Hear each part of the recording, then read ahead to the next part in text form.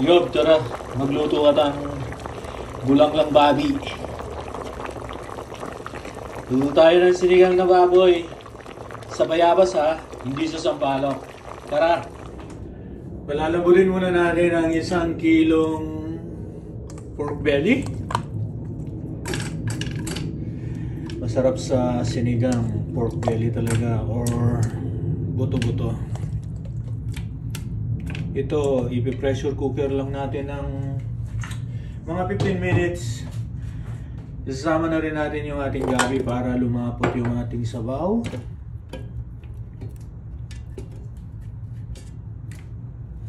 And then lagyan natin ng asin. Siyempre, yung tubig.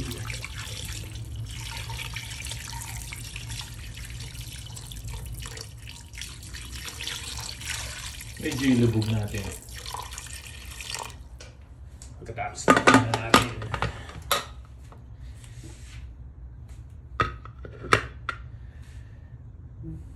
Babalikan natin after 15 minutes.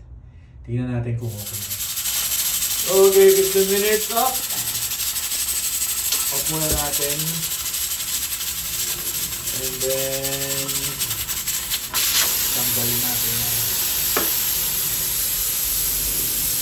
Hintayin natin mawala yung pressure. Ayun, check na natin. Sana hindi pa masyadong malambot yung ating baboy.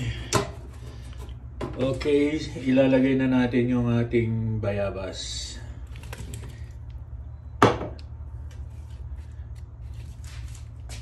And then palambutin natin yung bayabas para malamas natin mamaya.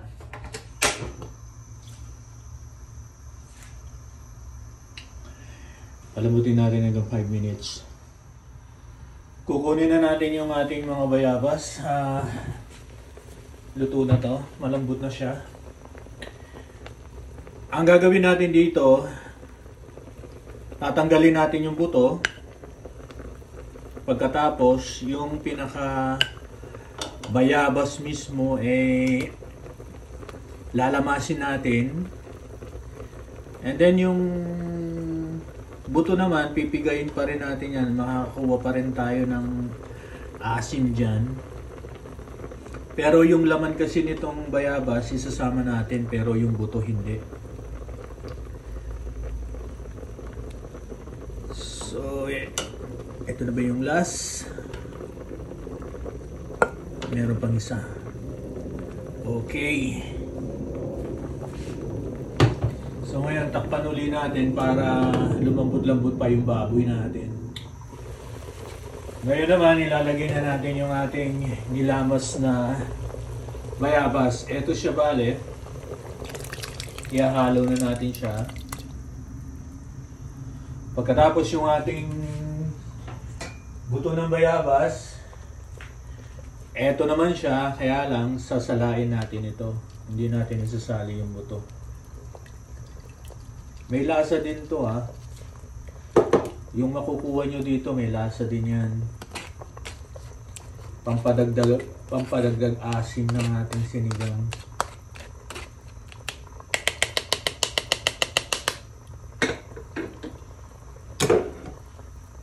Tapos ilalagay na rin natin yung ating 3 sili, green chili.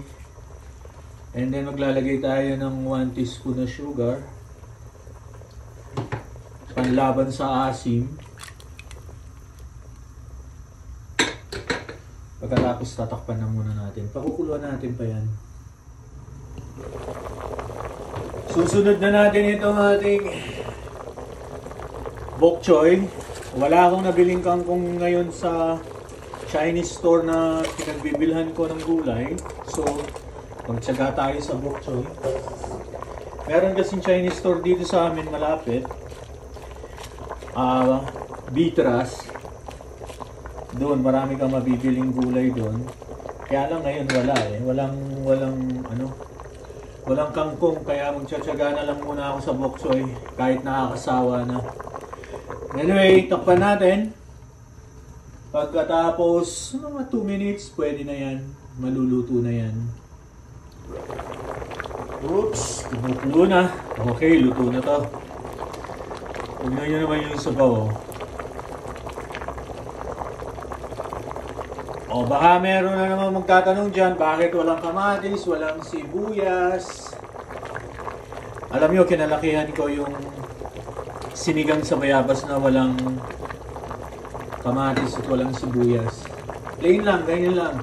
Kahit yung sinigang namin, wala siyang kamatis at wala siyang sibuyas. Ganyan lang siya. Pero minsan nagluluto ako, nilalagyan ko rin siya ng sibuyas at kamatis, lalo na sa sinigang na baboy at saka sa isda. Pero ito talaga yung kinagisnan namin. Anyway, tama na ang satsat. Lunch na tayo. Gutom na rin ako eh. Patayin na natin.